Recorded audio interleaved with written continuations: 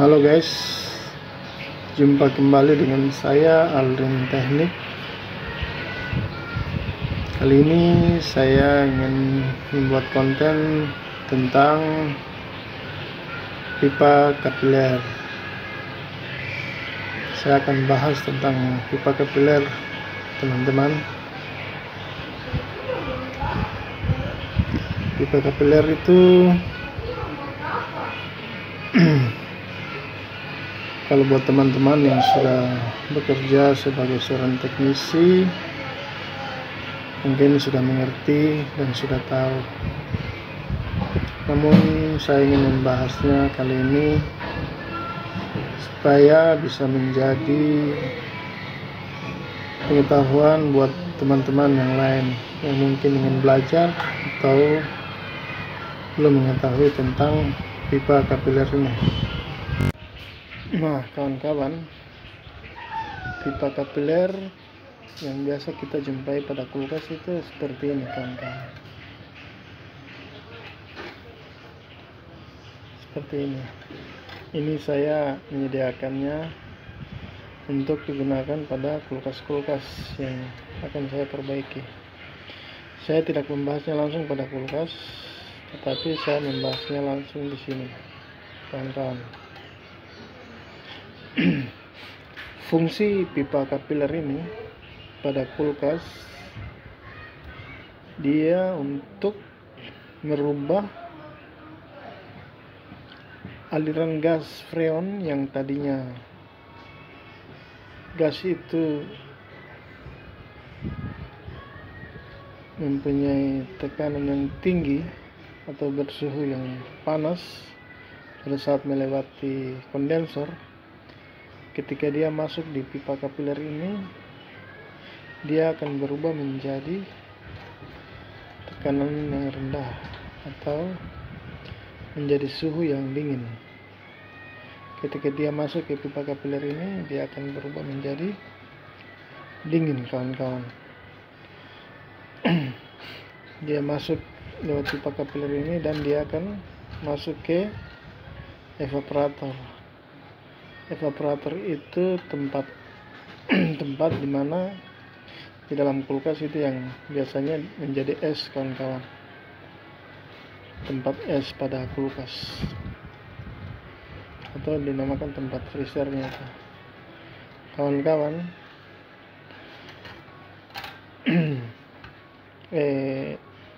Kapiler ini mempunyai beberapa ukuran. Jadi kawan-kawan harus tahu kalau kapiler untuk kulkas-kulkas rumah tangga, kulkas-kulkas 1 pintu dan 2 pintu, itu biasanya menggunakan kapiler yang berukuran 0,26 sampai dengan 0,28. Saya ulang lagi, kawan-kawan. Kapiler yang digunakan pada kulkas rumah tangga, misalnya kulkas-kulkas 1 pintu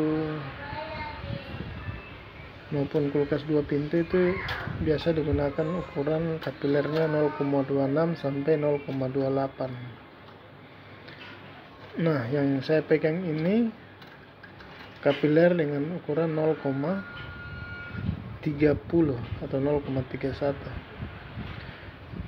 Kapiler ini biasanya digunakan pada freezer, kawan-kawan. Pada freezer es batu. Biasa juga dijumpai pada freezer box, kawan-kawan. Jadi, kawan-kawan, fungsi pipa kapiler ini sangat penting pada kulkas. Nah, kawan-kawan, apabila terjadi kebuntuan ataupun penyumbatan pada pipa kapiler ini, biasanya kulkas tiba-tiba tidak dingin atau tidak ada tekanan freon yang masuk ke dalam evaporator. Itu dikarenakan penyumbatan pada pipa kapiler ini, kawan-kawan. Jadi jalan satu-satunya kita harus mengganti pipa kapiler tersebut. Cara menggantinya kawan-kawan nanti bisa kawan-kawan simak pada video berikutnya. Nanti saya akan membuat video tentang bagaimana cara kita mengganti pipa kapiler pada sebuah kulkas. Jadi kawan-kawan, itu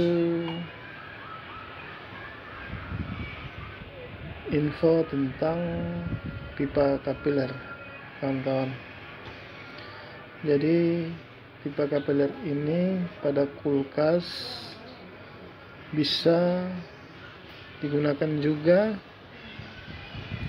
sebagai penyambung pada saat kita memasang ventil kawan-kawan, ventil pengisian pada kulkas. Saya lupa kawan-kawan, ventil pengisian itu dia bentuknya seperti ini kawan-kawan. Nah, ventil pengisian pada kulkas, pengisian freon itu bentuknya seperti ini kawan-kawan. Ini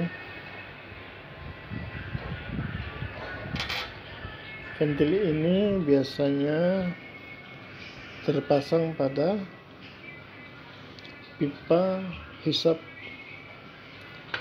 kompresor kawan-kawan. Dia biasanya terpasang pada pipa hisap kompresor, dan pada umumnya itu biasanya kalau saya temui ada teknisi-teknisi yang langsung menyambungnya secara langsung pada pipa kompresor kawan-kawan. Itu bagus juga.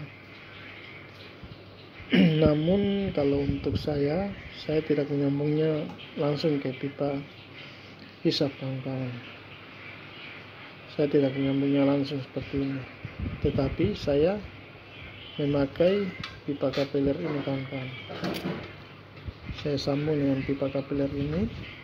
Di sini saya akan sambung seperti ini kawan-kawan. Saya sambung, saya jepit di sini, kemudian saya potong kira-kira mungkin panjangnya seperti inilah. Nah, 1 jengkal lah kawan-kawan. Kemudian yang di ujungnya ini saya sambung ke pipa hisap kompresor. Itu gunanya kawan-kawan, supaya pada saat kita melakukan pengisian freon, pengisian gas, waktu kita buka keran manifold, freon itu tidak akan terhisap dengan cepat, karena itu akan mempengaruhi kinerja mesin kompresor. Apabila freonnya masuk dengan cepat atau masuk dengan banyak, maka kompresor bisa kerja dengan keras, karena gas yang masuk, tekanan yang masuk sangat besar. Jadi kawan-kawan, pipa kapiler ini dapat kita gunakan untuk menyambung ventil pengisian pada kompresor. Jadi kawan-kawan, pipa kapiler ini mempunyai fungsi pada kulkas itu sebagai tempat aliran freon yang masuk dari filter.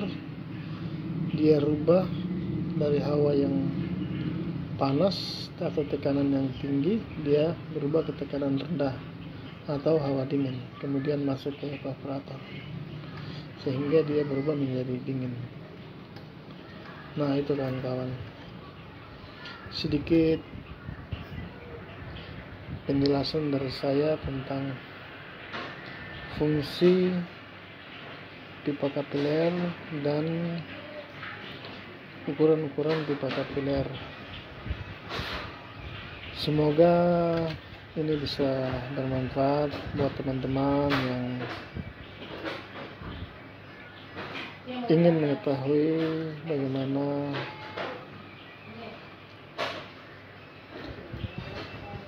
fungsi dari pipa kapiler ini, dan ingin menjadi seorang teknisi harus mengetahui tentang bagian-bagian dari kulkas atau pendingin yang akan kita kerjakan. Nah, ini salah satu bagian dari pada kulkas. Oke teman-teman, mungkin itu saja sedikit informasi dari saya tentang pipa kapiler maupun ventil pengisian yang saya bahas saat ini.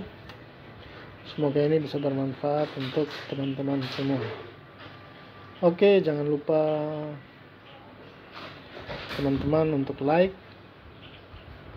dan tekan tombol subscribe serta bunyikan loncengnya ya teman-teman, supaya bila ada video-video yang bermanfaat lainnya, kawan-kawan bisa mendapatkan notifikasi dari saya. Oke teman-teman, terima kasih. Salam dari saya, Aldrin Teknik.